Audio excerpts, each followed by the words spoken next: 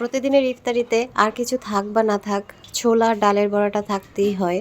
তো ডালের বড়াটা প্রতিদিন ডাল ব্লেন্ডার করে বানানোটা খুব কষ্টকর হয়ে যায়। তা আমি একসাথে যেভাবে সংরক্ষণ করে রাখি তাই দেখাচ্ছি। আর এভাবে ডালের বড়া বানালে খুবই মুচমুচেও হয়। আমি তো এভাবেই ডালের বড়াটা বানাই। তো প্রথমে এখানে আমি ২ ধরনের ডাল ভিজিয়ে রেখেছিলাম ৫-৬ ঘন্টার মতো। এখানে মসুরির ডাল আর আছে খেসারির ডাল। তো ২টা ডালই ৫-৬ ঘন্টা ভেজানোর পর ২-৩ বার ওয়াশ করে নিয়েছি। ঠিক এরকম হয়েছে ফুলে। এখন আমি এটাকে আধা ভাঙা করে নেব ব্লেন্ডারে।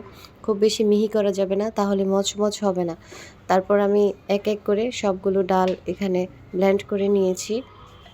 আর ডাল ব্লেন্ড করার সময় খেয়াল রাখতে হবে খুব বেশি পানি যেন না পড়ে, কারণ এমনিতে ডাল পানি খেয়ে ফুলে আসে, তার মধ্যে যদি আবার পানি দেওয়া হয় তাহলে একটু ল্যাতল্যাতে হয়ে যাবে, ওইটা আর মুচমুচে হবে না। তো যত অল্প পানি দিয়ে বা পানি ছাড়া ব্লেন্ড করা যায় ততই ভালো। তো আমি এখানে এক এক করে সবগুলো ডাল ব্লেন্ড করে নিয়েছি। তো অনেকগুলো ডাল হয়েছে দেখতেই পাচ্ছেন। এখন আমি এই ডালগুলোকে সংরক্ষণ করব। এইভাবে ডাল বেটে অনেকগুলো একসাথে রেখে দিলে অনেকটা কাজ এগিয়ে যায়। যখন আমি ডালের বড়াটা বানাবো ফ্রিজ থেকে বের করে কিছুক্ষণ রেখে একটু নরমাল হলে তার সাথে আমি পেঁয়াজ এবং মশলা যা যা প্রয়োজন সব কিছু অ্যাড করে বড়া বানিয়ে ফেলতে পারবো। তাতে করে আর খুব বেশি সময়ও লাগবে না। তো এখানে আমি ওয়ান টাইম বক্স নিয়েছি, বক্সের মধ্যে ডালের বাটাগুলো দিয়ে দিচ্ছি। তো আমি এখানে ভাগ করে রাখছিলাম, যেদিন যতটুকু বানাবো সেই পরিমাণের ভাগ করে রাখছি। এখানে আমি ৪ দিনের মতো বানাতে পারবো ডালের বড়া।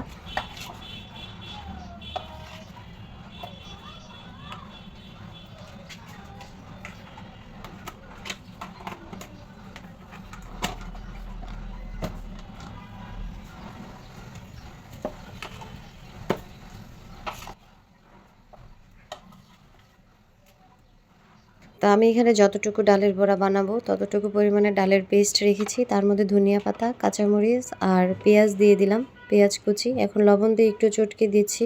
এটা আলাদা করেও করা যায়, আর ডালের উপরে দিয়েই করছিলাম। যাই হোক, তারপর ধনিয়া, হলুদ আর মরিচের গুঁড়া দিয়ে দিলাম, একটু গরম মশলার গুঁড়া দিয়েছি আর দিয়েছি জিরার গুঁড়া। আর আমি এখানে কোনো প্রকার আদা ব্যবহার করিনি। অনেকে আদা দিয়ে খেতে পছন্দ করে, আমি আদা রসুন পেস্ট দিই নাই, কিন্তু অল্প রসুন কুচি দিয়েছি। তারপর এর সাথে আমি একটুখানি বেসন অ্যাড করছি। বেসনটা দিলে একটু শক্ত শক্ত হবে, মচমচ ভাবটা একটু বেশি হবে। আবার খুব বেশি বেসন দিলে কিন্তু বেশি শক্ত হয়ে যাবে, তখন আর মচমচে ভাবটা আসবে না, ভালো লাগবে না। তারপর আমি এখানে সুন্দর করে মাখিয়ে কিছুক্ষণের জন্য রেস্টে রেখে দিলাম। আর এইদিকে আমি তেল গরম করে নিয়েছি। এই পর্যায়ে চুলার আঁচটা একদম কমানো থাকবে, খুব বেশি জাল দেওয়া যাবে না। তারপরে তেলটা পুড়ে গেলে বড়াগুলো দেওয়ার সাথে সাথেই পুড়ে যাবে, এতে করে ভেতরটা সেদ্ধ হবে না, মুচমুচেও হবে না। তো মাঝারি লো মিডিয়াম আঁচে রাখতে হবে, মাঝারি আঁচের থেকেও কম আঁচে রান্না করতে হবে। যাই হোক, একই শেপে আমি সবগুলো ডালের বড়া দিয়ে দিয়েছি। এখন ডালের বড়াকে আমি ভেজে নিয়েছি উল্টিয়ে পাল্টিয়ে। যখন কালারটা চেঞ্জ হয়ে এসেছে দেখেই বোঝা যাবে কালারটা যখন পরিবর্তন হয়ে মুচমুচে হয়েছে কিনা, তখন শুধু নামিয়ে নিচ্ছি। আজকে ডালের বড়া রেসিপিটা এই পর্যন্তই। সবাই ভালো থাকবেন। আল্লাহ হাফিজ।